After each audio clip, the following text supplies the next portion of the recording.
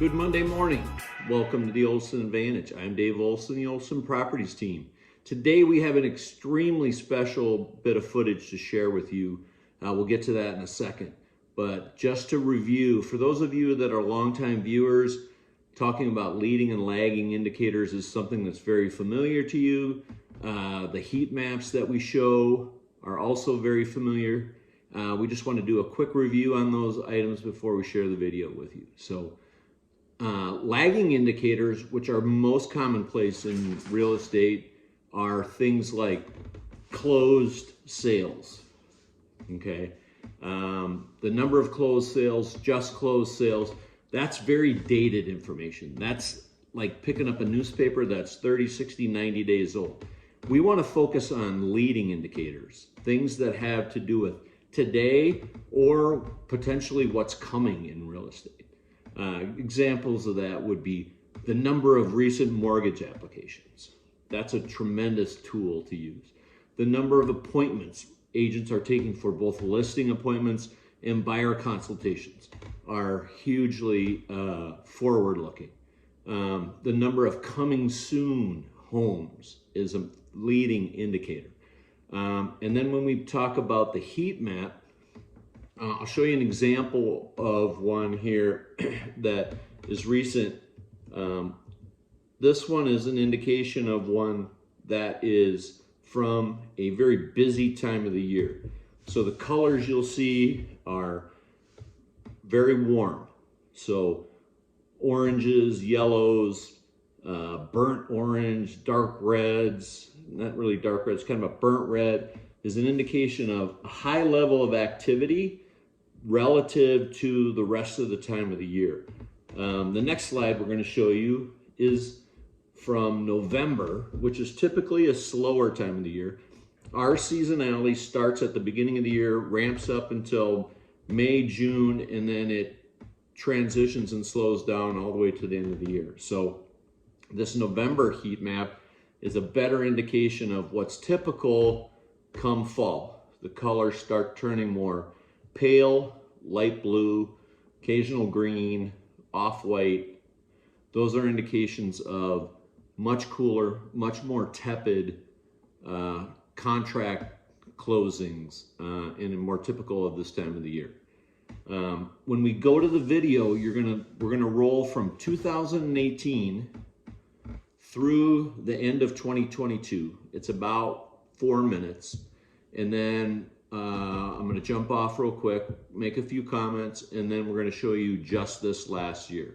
And we're going to roll in a time-lapse format through these varied heat maps. Listen to the commentary from Tina as she shares with you the times of the year. So you're going to have to listen kind of closely, but you'll see the seasonality. Obviously, we go right through the middle of COVID. She actually had to invent some new colors, light gray, dark gray, because the burnt orange wasn't even expressing how busy things were. And then you'll notice in 2020 and 2021 that even in the fall, we did not really quiet down, but you can see that you'll see the transition from unbelievably insane just down to crazy, right? As an example. And then we'll roll into, once the rates started changing after 2022's peak, and to see where we are today, and then try to anticipate what's coming for the rest of the year. So we'll go ahead and roll this footage. 2018, okay? Look at where we were.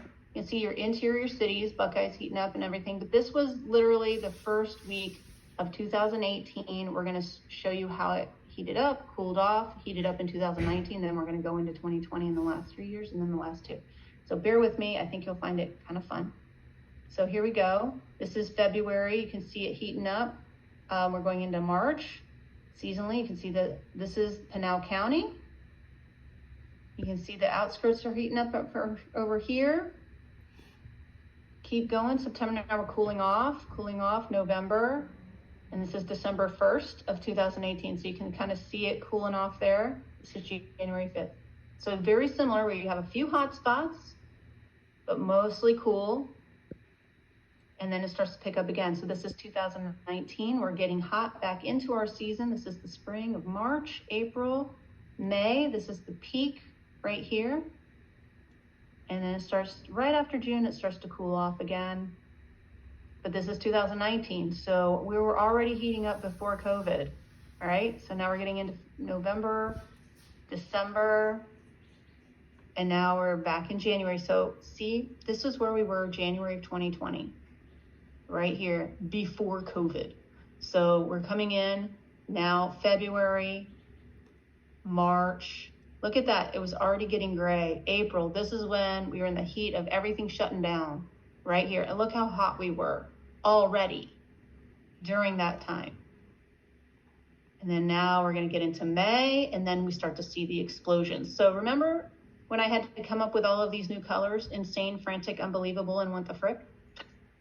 This is when that started, July of 2020. So now we're going to go into the 2020 to 2021. This is October, November, December, and now 2021. Explosion of, cryptocurrencies, luxury sales. I mean, it was ridiculous. Coming into July of 21, cooling off because, of course, now this is cold. For September. It was cold for that year. Open Door pulls out right around now. They announced millions of dollars in losses. All right, now we're coming into 2022. Last year. All right, this is what we looked like on January 22nd of 2022. Everything started to take off as usual. This is February. Now we're at the peak. This is March. And then we're going to come in. This is May. Already starting to cool off. See that? Not cool, but cooling off. So watch this. At May of 2022, this is what it looked like. And then the water shuts off last year. This is June, July, August, September, October, November, and December. Now we're going to go ahead and roll just 2023. It's about a minute total. This year, and look what starts to come back. This is our season, March, April, going back into May, June, July, August. Now our rates start to rise, if you remember. Right after July, started to see more coming in, and now here we are, December 2nd. So the reason I bring this up, look at what we just lived through. So for those of you that are longtime viewers, hopefully you found a lot of value in this, and it kind of ties some things together that we've talked about. I think it's very impactful to see them in that time-lapse sequence to kind of really get a true indication of what the seasonality of our real estate market looks like here in Arizona. So when we zoom in on the current Cromford report, here it is in large scale. Now, for those of you that have been on these calls over the past, you can still see that 2022, week 6, week 13, and week 20 that we talk about. Remember, week 20 was where the market peaked, but when we looked at the Cromford report, we knew obviously things had changed dramatically. I mean, we started getting early indications back at week 6 and then obviously at week 13.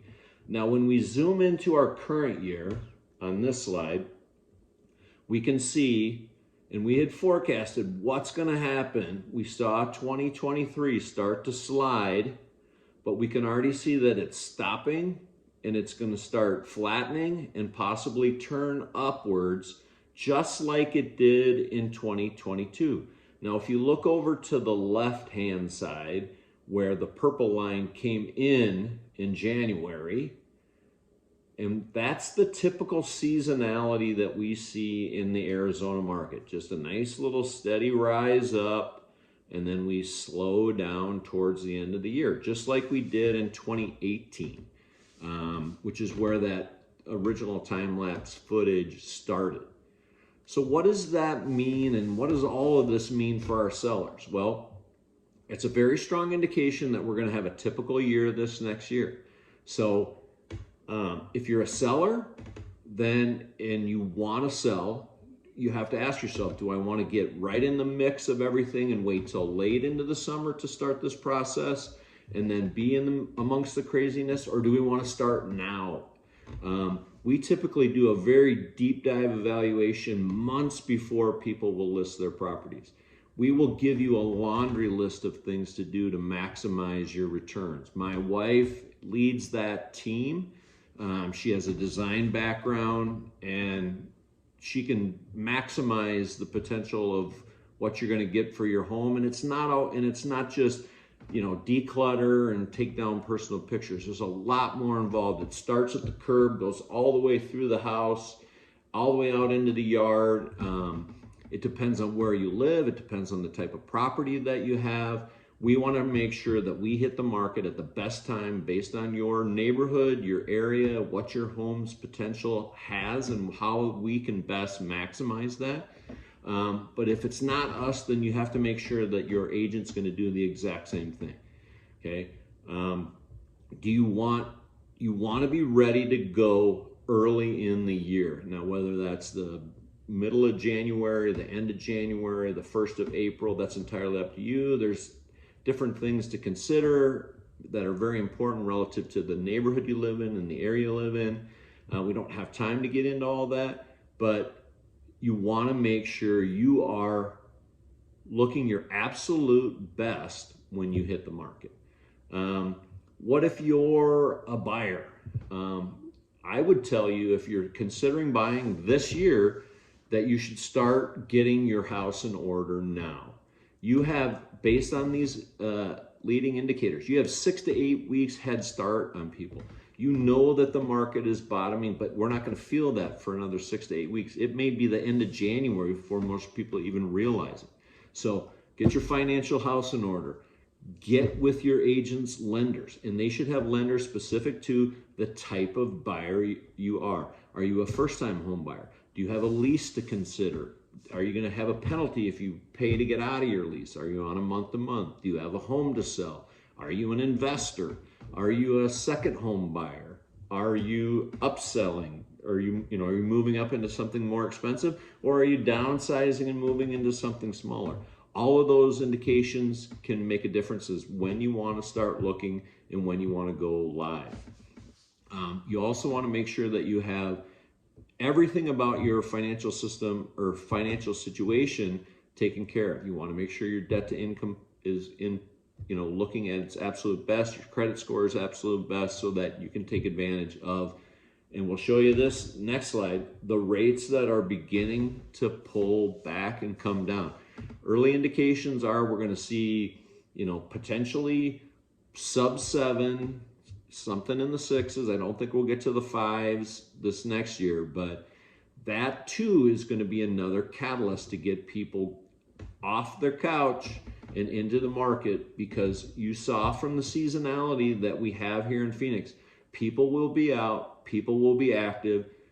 It's just you have a little bit of insight into what's coming, and you can take advantage of that. Hopefully you found this information useful. Again, if you ever have any questions, don't hesitate to text the word answers to 59559, and you can always text or call me directly at 623-570-4464. Thanks so much. Make it a great day.